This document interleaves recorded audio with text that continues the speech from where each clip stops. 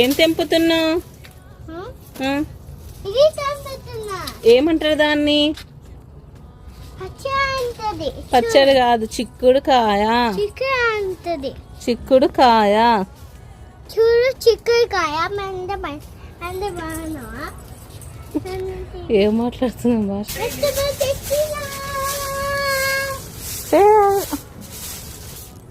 Pose.